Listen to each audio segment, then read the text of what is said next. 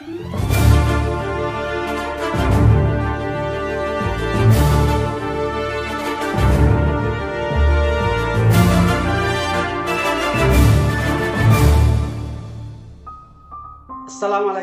warahmatullahi wabarakatuh. Berjumpa kembali bersama sahabat Matematika Channel dalam sajian khusus, sajian spesial serial pembahasan soal PAT Matematika SMP kelas 8. Memasuki episode yang kelima, kita akan melanjutkan pembahasan soal-soal bangun ruang sisi datar. Dan di dalamnya juga ada soal pilihan ganda kompleks. Di samping itu juga kita sisipkan satu soal penerapan dari teorema Pythagoras. Nah, mari kita ikuti sajian berikut. Dan kami sampaikan terima kasih atas dukungannya terhadap perkembangan channel ini dengan cara subscribe dan juga tekan tombol loncengnya, like, komen, dan share.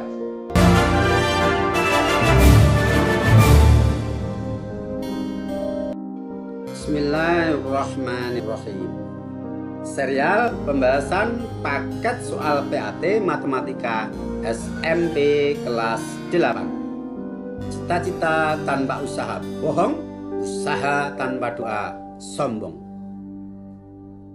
Kita mulai. Soal nomor 21. Perhatikan gambar berikut. Bangun T ABCD adalah 5 segi 4 beraturan dengan panjang AC 20 cm dan TO 24 cm. Pernyataan berikut yang benar adalah: A.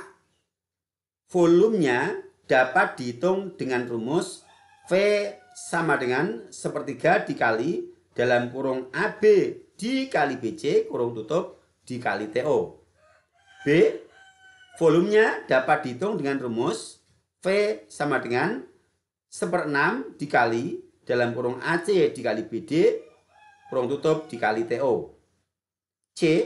Volumenya adalah 9.600 cm3. D.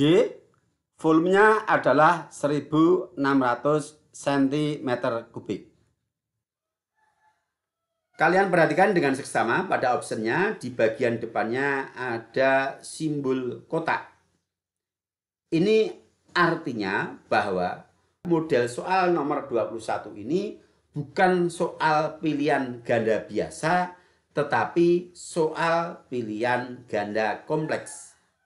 Apa itu soal pilihan ganda kompleks?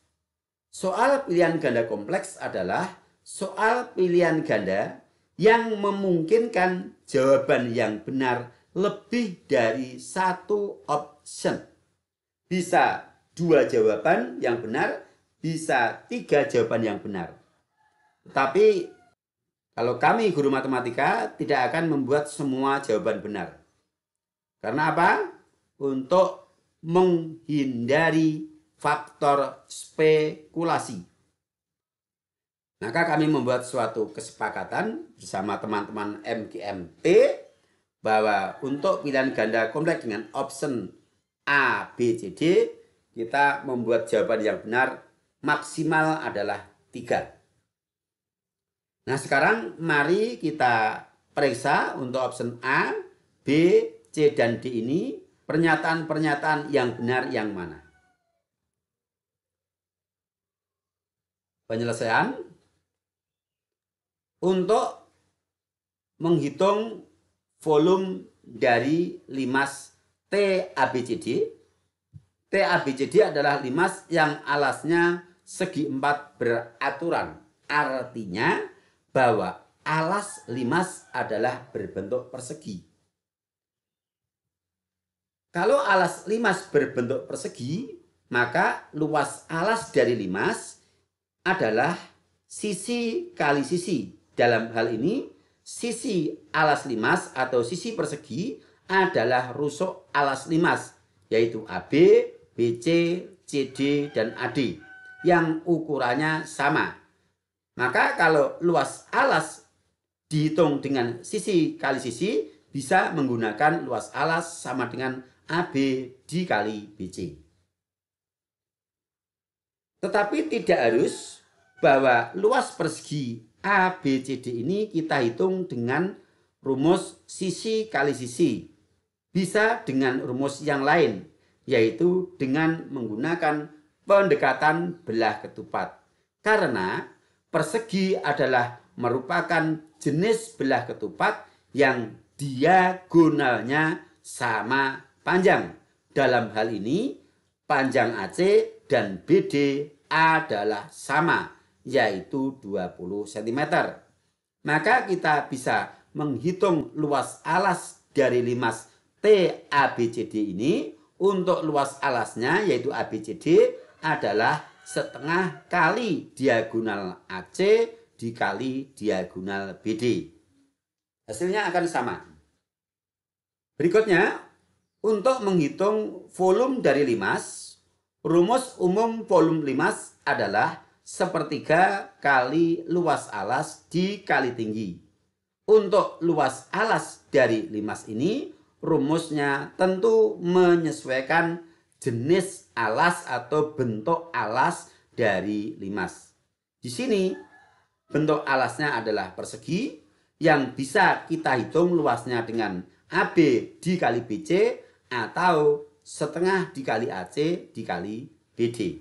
Kita gunakan dulu untuk luas alas sama dengan AB dikali BC untuk menggantikan LA. Maka volume sama dengan sepertiga dikali LA-nya kita ganti AB dikali BC. Untuk tinggi limas adalah TO. Model rumus volume ini ada pada option A. Sekarang bagaimana bentuk rumus volume prisma TABCD jika luas alasnya kita menggunakan setengah diagonal AC dikali BD? Maka LA pada rumus umum dari volume limas ini kita ganti dengan setengah AC dikali BD. Yaitu volume sama dengan sepertiga, luas alasnya kita ganti dengan setengah AC dikali BD, untuk tingginya adalah TO, sama. Kemudian sepertiga kita kalikan dengan setengah untuk lebih menyederhanakan. Maka volume sama dengan 1/6 dikali dalam kurung dikali AC dikali BD kurung tutup dikali TO. Bentuk rumus volume prisma model yang seperti ini ada pada option B. Nah, sekarang kita hitung nilai dari volumenya. Rumus yang mana yang akan kita gunakan? Kalau kita menggunakan rumus yang atas, yaitu model rumus yang ada pada option A, kita harus tahu ukuran dari AB dan BC. Sedangkan di sini yang diketahui adalah AC dan BD.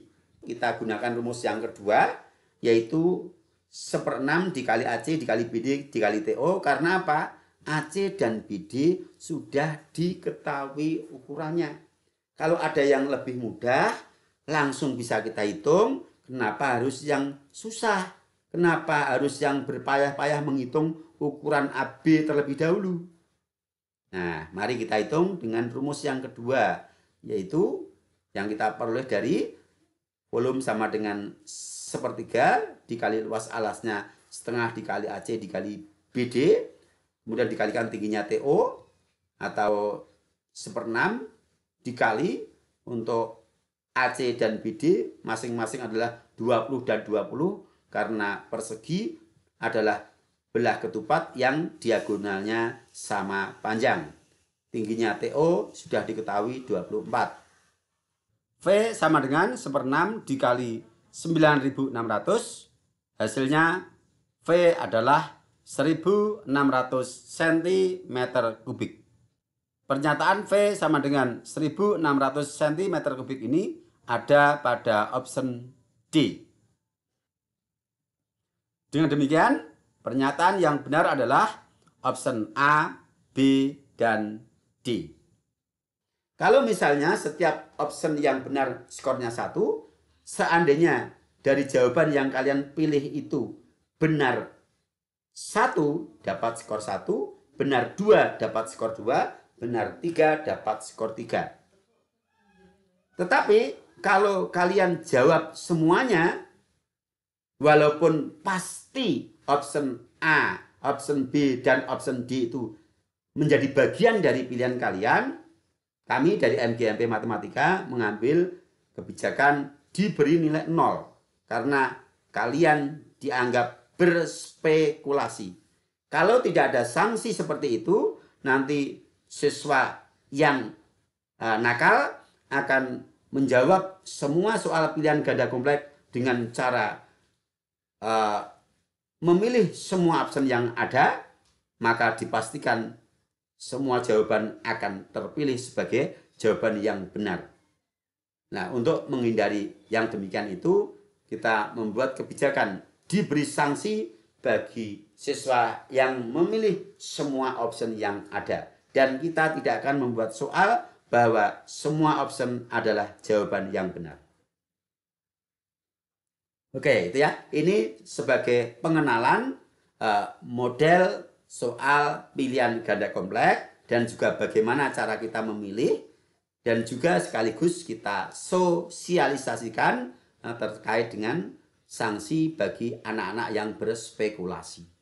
Karena kita menanamkan bahwa matematika itu adalah mengajarkan kita berpikir, bukan bermain spekulasi.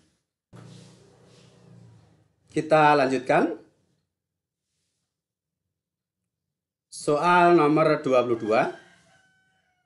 Seorang tenaga administrasi sekolah akan membuat 40 buah papan nama guru dari bahan karton berbentuk persegi panjang yang dibentuk menjadi prisma segitiga siku-siku sebagaimana gambar di samping. Luas minimum kertas karton yang digunakan untuk membuat papan nama tersebut adalah titik. Penyelesaian. Perhatikan dengan seksama. Karton dilipat-lipat sehingga membentuk prisma seperti gambar ini, yang mana prisma ini sebuah prisma yang dalam posisi tidur, sehingga alasnya bukan yang di bawah, tetapi alasnya adalah sisi segitiga siku-siku yang berpasangan dengan tutup yang sama dan sejajar. Alas dan tutup dari prisma ini adalah terbuka, karena ini hanya kertas karton dilipat. Dengan demikian, untuk menghitung luas bahan setiap satu papan nama, sama artinya kita menghitung luas selimut atau selubung prisma. Sebagaimana yang sudah kita pelajari pada bangun ruang sisi datar prisma, bahwa luas selubung prisma adalah keliling alas dikali tinggi. Maka kita hitung terlebih dahulu panjang sisi miring dari segitiga siku-siku dengan menggunakan triple Pythagoras. Kita telah diberi modal bilangan 5 dan 12, tinggal mencari pasangan bilangan triple 5, 12. Bilangan yang ketiga adalah siapa? Siapa? Iya, 13. Artinya bahwa sisi miring dari segitiga siku-siku sebagai alas prisma adalah 13 cm. Bahwa kita akan membuat 40 buah papan nama yang setiap papan nama adalah selubung atau selimut dari prisma. Sehingga luas karton yang dibutuhkan untuk membuat 40 buah papan nama adalah 40 dikali luas selubung prisma. Luas selubung prisma adalah keliling alas dikali tinggi. Keliling alas adalah keliling dari segitiga siku-siku yang sudah kita dapatkan ukurannya, yaitu 5 cm diketahui, 12 cm diketahui, 13 cm kita dapatkan. 40 dikali kelilingnya adalah 5 cm ditambah 12 cm ditambah sisi miringnya 13 cm Kita tulis 5 ditambah 12 ditambah 13, kurung tutup, kita kalikan dengan tinggi prisma yaitu 22 cm. Sama dengan 40 dikali 30 dikali 22. Jadi untuk membuat 40 papan nama seperti tampak pada gambar, dibutuhkan karton seluas 528 cm persegi. Jadi hati-hati ya, di sini prismanya bukan prisma yang lengkap, tapi prisma yang tanpa alas dan tutup. Sehingga setiap satu papan nama hanya luas selubung prisma yang rumusnya adalah keliling alas dikali tinggi. Alas tidak selalu di bawah dan tutup tidak selalu di atas, tetapi alas dan tutup prisma adalah sepasang sisi prisma yang sama atau kongruen dan sejajar. Baik, kita lanjutkan soal berikutnya.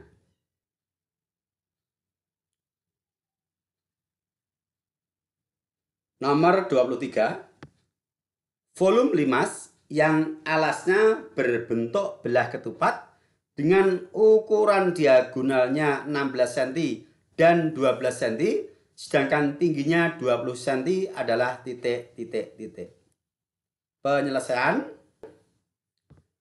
Alas limas berbentuk belah ketupat yang telah diketahui ukuran dari kedua diagonalnya, yaitu 16 cm dan 12 cm. Sementara rumus volume dari limas adalah sepertiga dikali luas alas dikali tinggi. Luas alasnya menggunakan rumus luas belah ketupat. Sepertiga dikali luas belah ketupat adalah diagonal 1 dikali diagonal 2 per 2, yaitu 16 dikali 12 per 2. Kemudian dikalikan tinggi limas yaitu 20. Hasilnya adalah 640 cm kubik. Jawaban yang sesuai adalah option D. Kita lanjutkan soal berikutnya.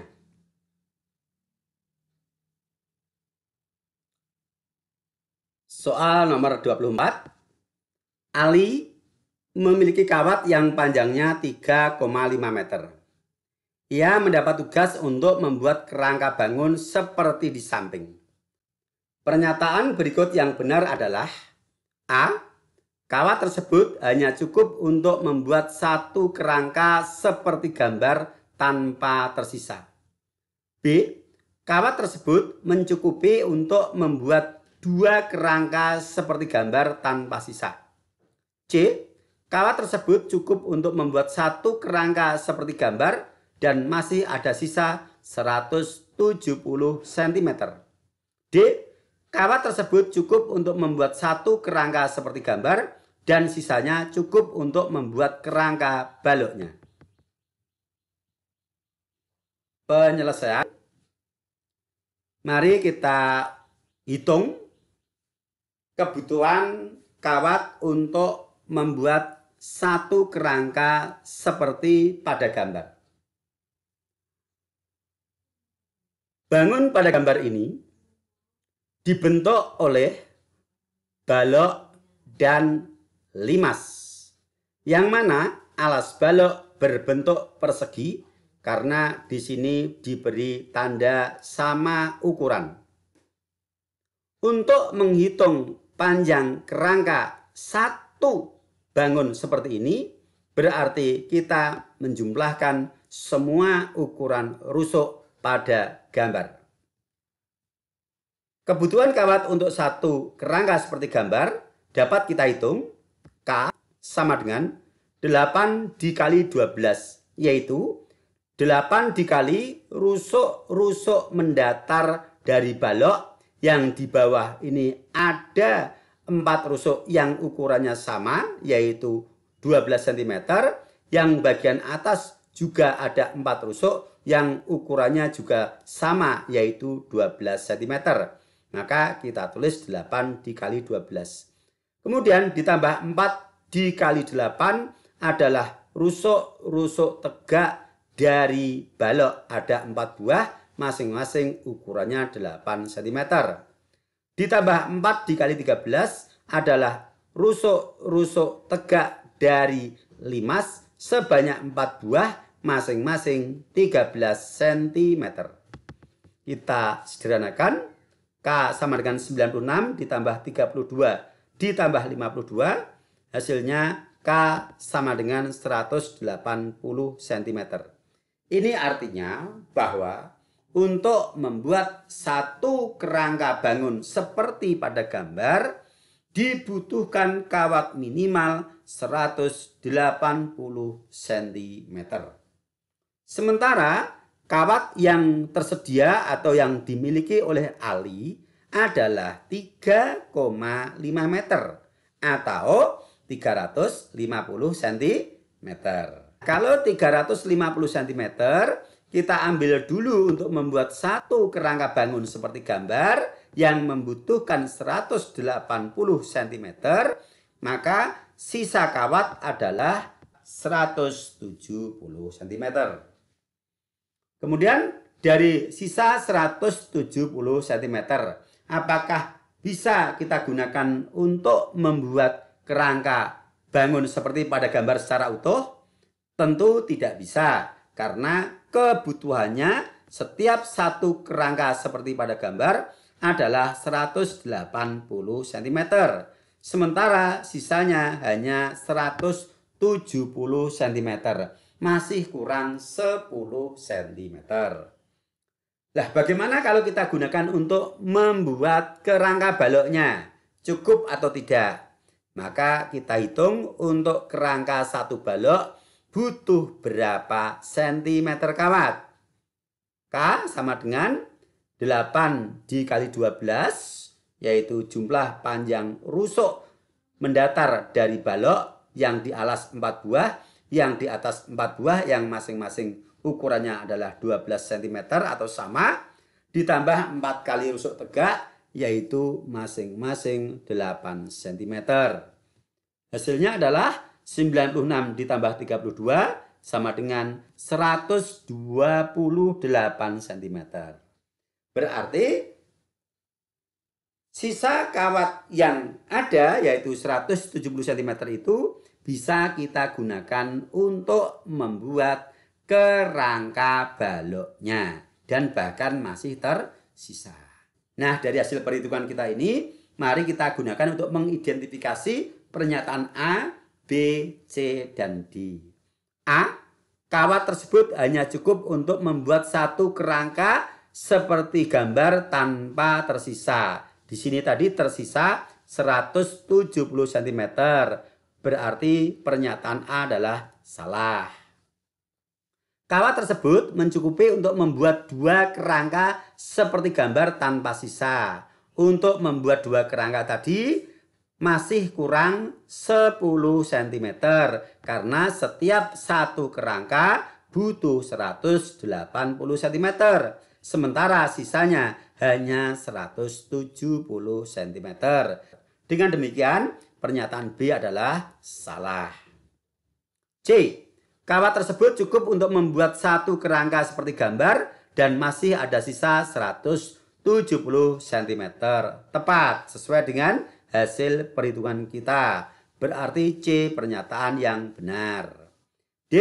Kawat tersebut cukup untuk membuat satu kerangka seperti gambar dan sisanya cukup untuk membuat kerangka baloknya. Untuk membuat satu kerangka balok hanya butuh 128. Sehingga sisa 170 cm ini mencukupi untuk membuat satu kerangka baloknya dan bahkan masih sisa. Hanya saja sisanya tidak bisa kita gunakan untuk membuat rusuk-rusuk tegak dari limasnya karena kurang tadi. Dengan demikian pernyataan D adalah benar. Maka jawaban yang benar dari pilihan ganda kompleks nomor 24 adalah C dan D. Satu soal lagi. Nomor 25. Seorang pengamat berada di atas sebuah menara yang tingginya 24 meter melihat dua buah mobil A dan B yang sedang parkir pada arah pandang yang sama. Jika jarak pandang pengamat terhadap mobil A dan B berturut-turut 26 meter dan 25 meter, jarak antara mobil A dan B adalah titik.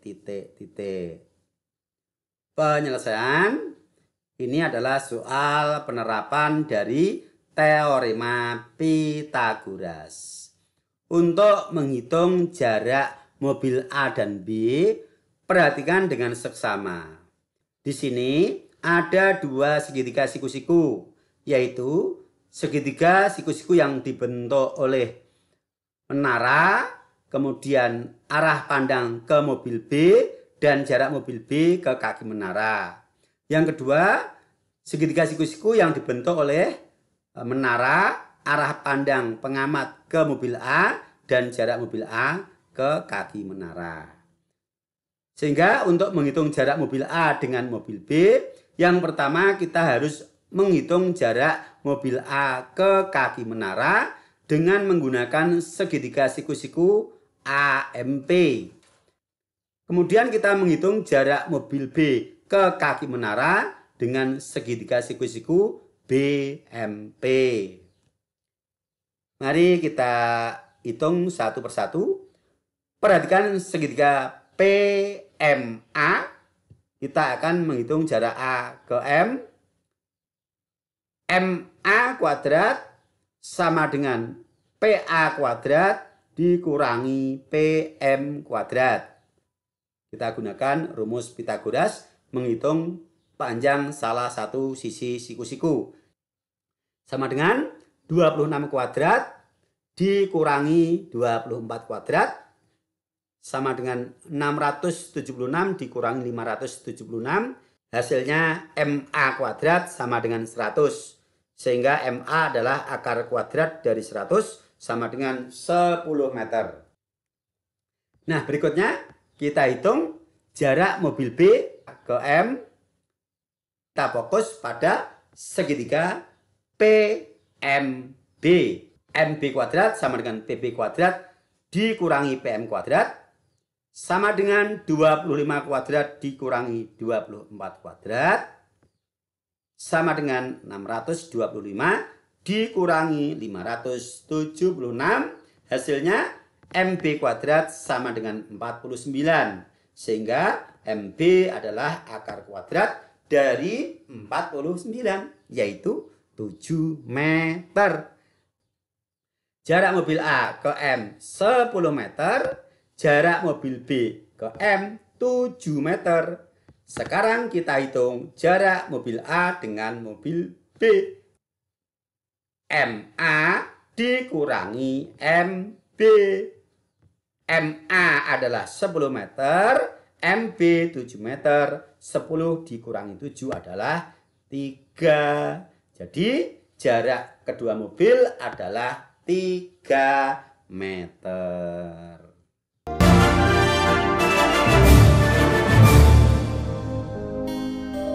5 soal sudah kita bahas dan belum berhenti sampai di sini.